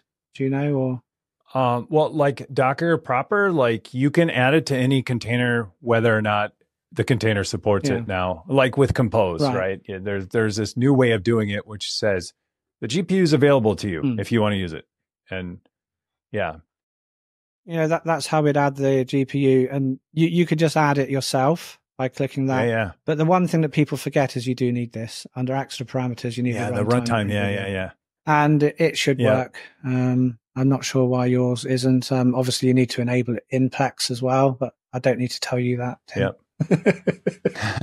I'll probably revisit it soon. When 7 comes out, I'm absolutely going to upgrade. So, but another reason I think people have to be careful in Unraid with passing through kind of GPUs as well is you can pass them through to VMs, and if you pass it through to a VM whilst transcoding's happening, it will crash the whole system because it just basically rips it out out of the host. And I don't know what would happen like in scale, if that's even possible to do, but to use the same GPU for a VM and then start the VM up, and I don't know how it's dealt with there, but. No. I think when you do hardware pass through to a VM, it's exclusive. I mean, there are ways to like divide up a GPU on the host and then give pieces to each VM, not on scale, just like in general with KVM, but nothing. Scale doesn't support that. We can kind of like bind to VFIO devices, so the host never has them, but. I don't like doing. I don't personally do that. The reason I don't do that is because some of my servers have only got one GPU, and I want to use it with containers sometimes and VMs other. And also, I find that if I bind it to VFIO, and it's not being used by the VM, it's got no power management. So the GPU, like I've got a 3080. If I bind it to VFIO. And it's not passed to a VM, I'm using about 80 watts idle, which is just too much for me. Gotcha. Because I see. Because it's abstracting it from the host, so it's like the host has no idea about power control anymore. So kind of that's kind of one reason why. But we've had huge improvements in the VMs. I'm very obsessed with VMs. It's kind of one of my favorite things in life. A lot of people. If I had to choose between VMs and containers, if I had to lose one, and I was never allowed to use, one or the other again, I'd say, okay, I'll never use Docker again or any containers. Just give me VMs. I get it. They're super flexible. I totally get it. So here, this is like my kind of VM page. There's a few here, but if I was to add a new VM now, for instance, and let's say Windows 10, there's kind of a lot more here you'll probably see than there was kind of on your 6, 10. So obviously we've got the same, adding all of the cores. And I thought your comment about being able to just choose how many cores you want without pinning, couldn't agree with you more. I think, because like you don't always need to pin. It's great to be able to pin. Like it guarantees that core to that machine, so you don't ever have to wait on CPU cycles. Like, totally get the use case, especially like if you're gonna pass through gaming or something. But then you don't always need that kind of you don't always have that situation. Sometimes you just want the Linux scheduler to deal with it, what cores to use it itself. If it's a different type of VM. For sure. Also, we can turn off the migratable here, which gives it a little bit better performance. What does the migratable do? Is that it turns off the flag for the CPU to be migratable between one host and another. So it kind of stops it always checking for that state. Most people running Unraid, obviously, they're not going to be live migrating. So People say it gives it better performance for the VM if you turn it off. So that's just an option to actually turn that flag off.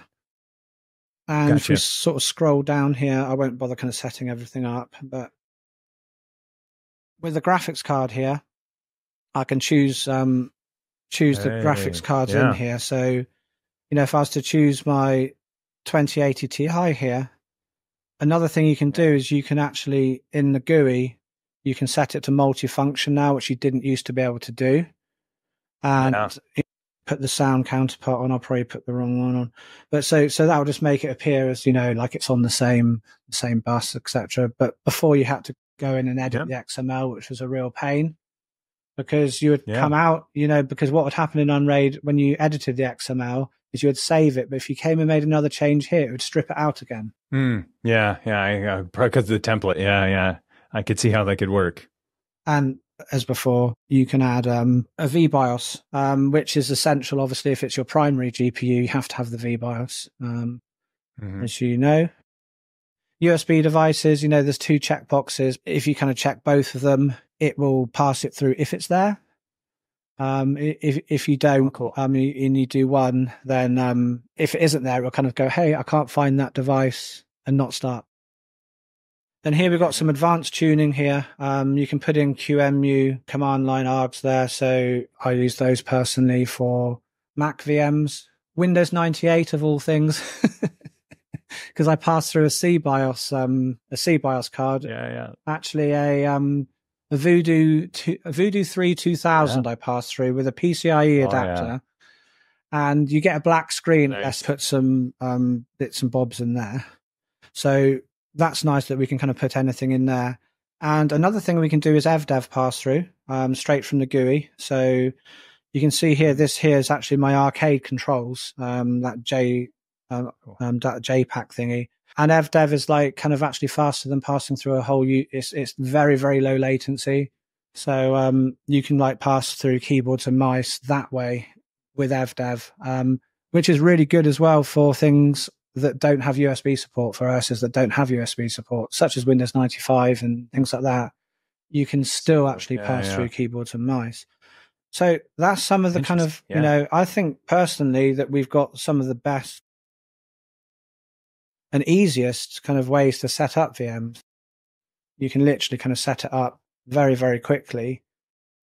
And, once you've got something set up, you can actually create your own template. So say you kind of like, think, I always use my 2080 Ti, do this, that, and the other. And you've got certain, tweaks that you're doing, you can change all the kind of like clock offset and things here for different VMs. Yeah. You can actually make your own template here. Cool. And then that's super helpful. And then save the template. So that's pretty cool. So kind of my favorite section is VMs for sure. And going back to kind of like Docker, I know one thing you mentioned is backing up app data. That is super, super important for sure. Yeah. We do have a plugin called app data backup for people who are I've got to go back to the VMs bit actually, just to show you something, because I was going to ask about like snapshots and backups and restores. You can create snapshots. Yeah. All right. Nice. But what you can do as well, which is really cool, you can do a memory dump at the same time if you're backing up a running one. Yeah. So that's pretty cool. Yeah. Like, it'll snapshot it in memory. So you probably use that for live migration too, I assume. But I mean, similar. You can choose as well whether you use like a QEMU snapshot, or if you've kind of got ZFS as the underlying storage, it will use that to do that. So that's something I think you'll definitely appreciate in 7, Tim, that you can snapshot the VMs. So how do you restore that then? Out of curiosity, was there a restore option? Obviously, you have to take the snapshot first, and then you can just restore to the snapshot. Yeah. Cool. And you can kind of clone as well. Yeah. But as well for the Docker containers, you can, what I personally do for snapshotting is I use just ZFS snapshots. Again, all of my containers are here. Where are they? So yeah, I would just take a snapshot of like a snapshot of the MB data there. Yeah, it's super fast too. Yeah. And like obviously because it's like ZFS, you can do it while it's running. Obviously you shouldn't really do it as a database. I did make a script that automatically backs up all of the app data and that kind of thing. Yeah, that is super nice. Super nice to be able to do that. So yeah, so there's been a lot of improvement. We're hoping to really kind of build out the ZFS implementation going forward. As I know, kind of like, TrueNAS has a sort of best in class ZFS implementation. You can do kind of like replication, snapshots very easily and backing up very easily. So that's something that will kind of be built out and kind of getting better and better as time goes on, basically. So, yeah, I pretty think I've shown you kind of everything. Yeah, I think So awesome. So this is awesome. And this is one of my favorite servers here, Tim. N100. Like I know you like your low power. Yeah. It's just incredible what it can actually do. This here, you won't believe what it's doing. It runs my Home Assistant and my PF Sense. All right. Yeah. Wow. Yeah. Both. And it runs Jellyfin as a kind of. Well, MB runs on my kind of main server, but this is always running Jellyfin in case I shut the main server down, so the family don't kind of have a riot and start kind of going crazy. They can't watch anything. I know what you mean. Is this a B-Link device? Is this B-Link or is this one of those? It's a little tiny one I got from AliExpress that's got 4 2.5 gig things on the back. I've seen it. Yeah, it's really awesome. Very tiny. Yeah, pretty awesome. Yeah. N100. I love it. I actually have an N200 back here too that I've been testing too. Oh, wow. But N100, I love it. I just can't believe how efficient it is. Like, 10 to 20% it's like using. Yeah, it's just sipping power too. Like it's probably using like 15 watts or something, 20 maybe. It's just crazy, isn't it? Like, I almost kind of don't trust it because I think it can't be that good. Yeah, I mean, this is kind of Intel's answer to a lot of the ARM stuff, and I think it's only the beginning. It's Intel's trying to say, hey, we could do low power too, but at the same time, you can still use x86. So it's I think we're going to see more and more of this. You ever tried SATS TV? Oh, I haven't. You must do. You got to, Tim. It's super cool. Yeah. What it is you can basically make your own kind of TV station. Okay. Oh, I've heard of that. Maybe I heard about it on your channel, but you may have heard it on self-hosted podcast. That's where I first heard about it. So basically you kind of like can put your favorite kind of shows and stuff into it, and it will randomly play them, or you can make like your own TV schedule. And what people are doing is they're kind of downloading from what's that place called? Internet Archive, 1980s adverts. And so they put ad breaks in. They've got things like the A-Team thing, and they've got the 80s. Yeah, it's just super cool. It's just something I've just literally started playing with. I haven't really kind of finished it yet, but it just seems really awesome. Because sometimes you don't know what to watch, do you? And so if you're kind of working in your kind of home lab and and you want to watch something in the background, you don't have to choose, it can just be playing random episodes of Stargate or something. So I think that's pretty awesome. I like it. Yeah, I like that idea because like sometimes, you have analysis paralysis. Like we have so many choices on what to watch that we just can't even choose. And now a lot of people want to go back to the old days where like, no, you schedule something for me. I'll just watch it. Same with radio now too. I see a lot of people just like, just play something, I don't care, exactly. Yeah. Yep. So, well, that's the kind of end of showing you kind of Unraid. I think I've pretty much shown you everything really. Yeah, it looks. I think it looks awesome. Like I'm super excited for it. Like when it gets released, I'm definitely going to install it on my USB drive. Like I still have it, and but, also like for the record, like out, the beta's there. Okay. All right. Run with the beta. Can I upgrade for the? can I upgrade the beta to the final then exactly, at some point? So just just upgrade to the beta, give it a try, and get used to it, and then when the stable comes out, you just upgrade to the stable without any issue at all. Yeah, that is awesome. Yeah, I'll have to check it out. And I know so just to kind of clear the air, I'm a huge fan of Unraid. I have no hard feelings. I know that I learned a lot about YouTube. 10 minutes. I think I learned more about YouTube the 10 minutes after I posted that video than I have like the last year and a half. And so, I don't think you said anything wrong in that video at all, Tim. It's your opinion, it's like I called someone. Everyone's allowed to have their opinion. People shouldn't like. It is. It is. It is. I guess it was the first time I feel like that I created something that for me created some controversy, and I don't like to do that. Like I'm not there to create drama, and in the future I know how to frame stuff up like that. Like 100% Unraid has 100% of a lot of great use cases. And, I should have highlighted those more.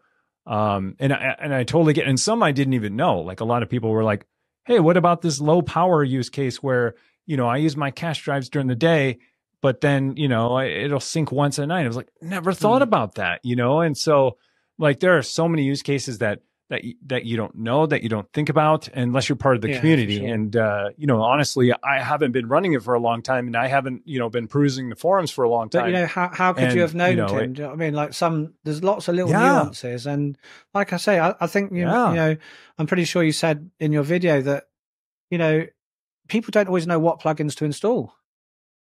So, when you kind of install it, a vanilla install, you don't always know. What's out there. So. Yeah. And even all the tweaks, it would, and I know, like, hey, like subscribe to Space Invader 1. You're going to learn all the tweaks, you're going to learn all the tweaks and all the things to do.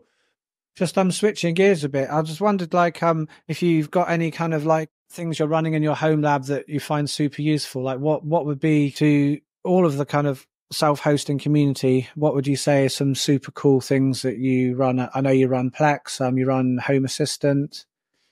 Is there any kind of like maybe kind of lesser known self-hosted projects that you think are pretty cool? Well, I mean, there's a couple like I mean, this one is only because it's fresh in mind, but like the Ollama, running Ollama with your own LLM and being able to run open web UI. So basically giving you a self-hosted private version of ChatGPT that you can run in your own home. That is all local. It is pretty incredible. It's pretty awesome to play with and to tinker with. And you can get started with mostly modest hardware. Like if you just want to explore it, you can do it on your CPU. But if you have something like a 20 series RTX or a 30 series RTX, basically anything with 8 to 12 gigs of RAM, a lot of people have it for gaming machines. You could use that to play with some AI stuff, and that's super fun because there's a lot of people who want to know like what's the big deal with ChatGPT, but they don't want to use ChatGPT, and so I think this is a great way to say, hey, here's what LLMs are. Here's how these type of chatbots can help, but you don't have to use one of the big companies. You can test it out. As a developer, Tim, can any of these self-hosted AIs help you with coding at all? Yeah, so that's a good point. So once you get, so Ollama is really the kind of the engine and the API and kind of loads and hosts your models. Once you get that into place, there are plugins then, not even plugins. Yeah. There are ways to hook into Ollama into like VS Code or whatever notepad editor you use so you can get some help while coding. And so, yeah, my last video, I talked through that and how I wired up VS Code to my existing Ollama instance. And you basically get like a free Copilot like experience. So Microsoft GitHub has this Copilot program that you pay for, and it'll suggest code as you type, or it will explain code or write tests for you, or you name it, it can do it. And so you can do things like that too. And I've hooked it up, and it's actually really cool. Like I thought like, I don't know if this is going to work. And sure enough, like it was able to analyze like my YAML files. Like I thought, like code, I get it. Yeah. Is it going to know how to write JavaScript? Sure. But then even in my YAML files, it was suggesting properties that I didn't define yet with a suggested name. And I'm like, yeah, that's exactly what I was going to type. So I just hit tab. And so tab completion right there is really cool. And, obviously it can write programs for you.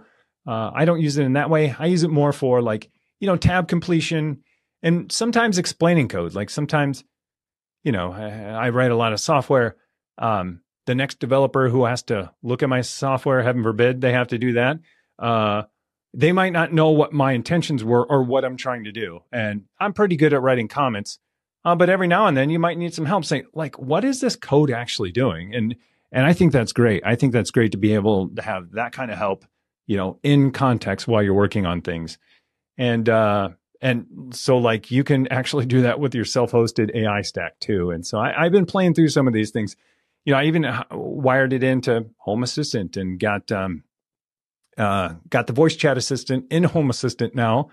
Very simple to wire up, and simple things like I asked it, hey, how many lights are on in my house? And it knows, and it understands what I'm saying.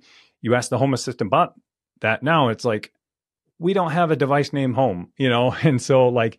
Empowering and giving even your Home Assistant a little bit of intelligence is really cool, because then it's, however you want to say it, it's an LLM, it's natural language, it'll figure it out. You can say, how many lights are on right now? You don't have to worry about keywords or anything like that. It's smart enough to know that, hey, it can figure out your intentions. So yeah, that's cool. And then another one, it's not known at all. It's very small. Maybe you know it, but it's this thing called change detection. And so I think this is pretty cool. It's this container. Is that for websites? I'm sorry? Yeah. I think I saw it on your, did I see it on your channel? Maybe. Yeah, maybe. Yeah. It's a little lesser known, but I think it's fun because it's, for me, it was a way to monitor things online. Not so much for like monitoring a website itself, whether it's up or down, you use Uptime Kuma for that or something else.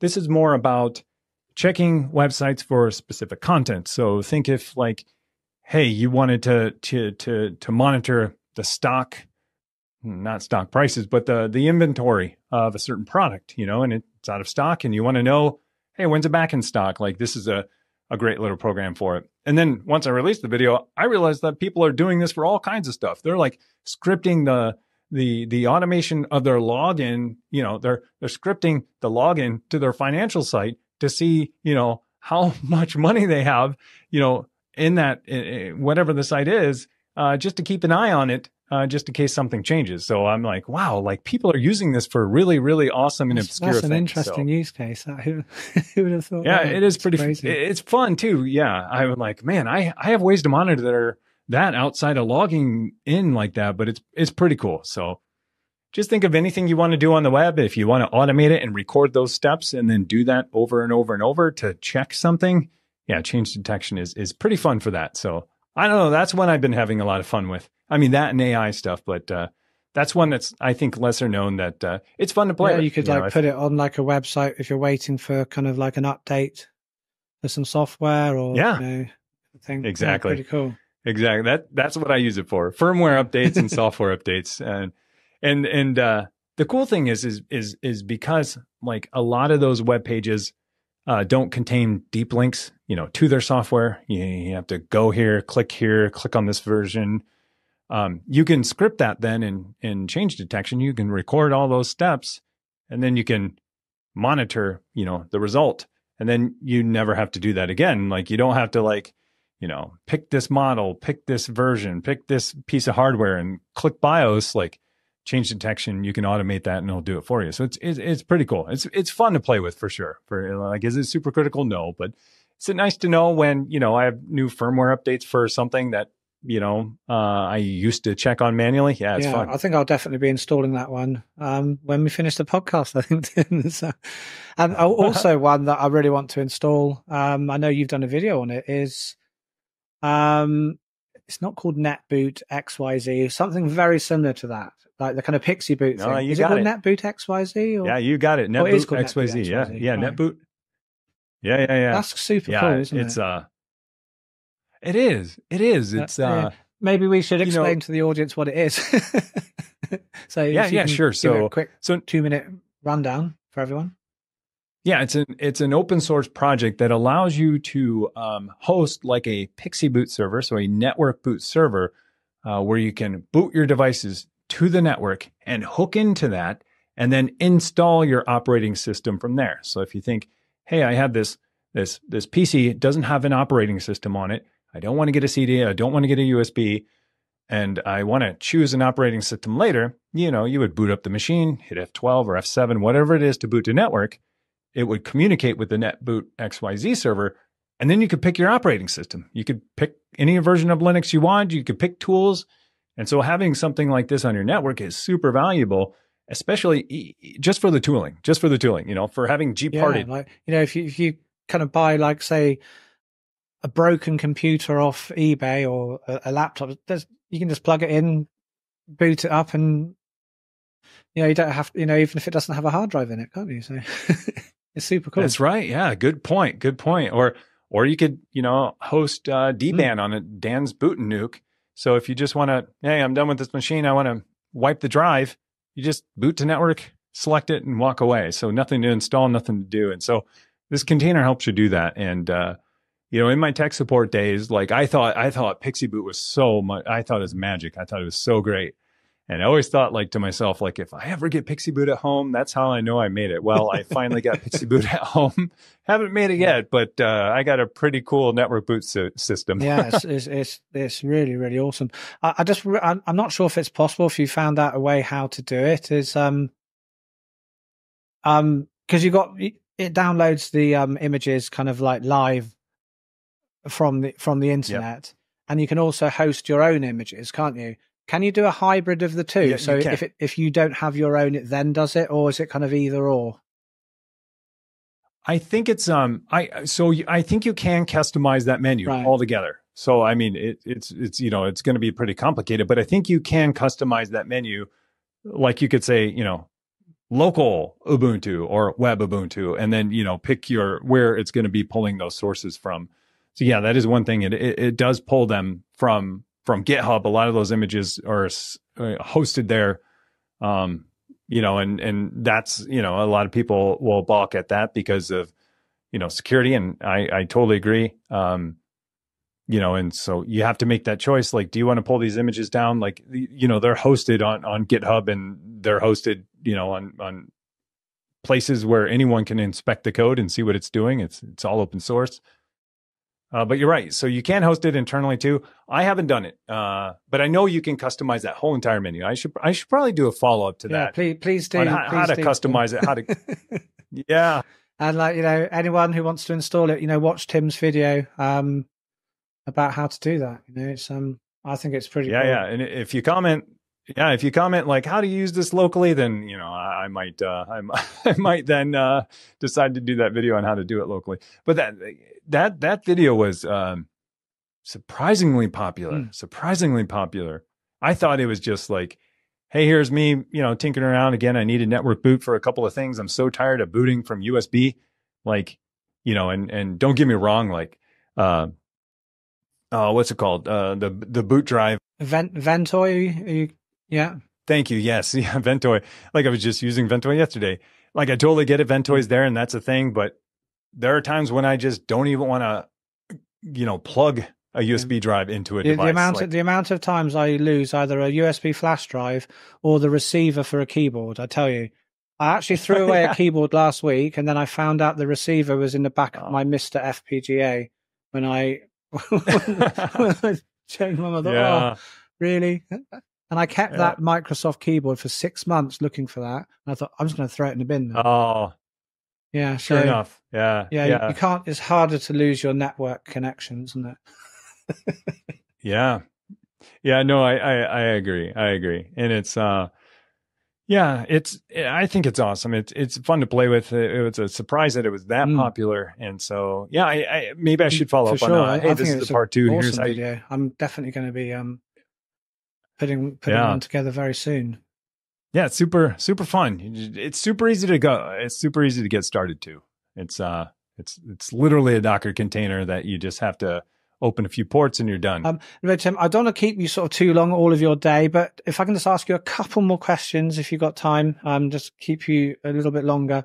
I just wondered, like, for kind of new home lab enthusiasts, any common pitfalls or mistakes that they should avoid? Can you give them any advice?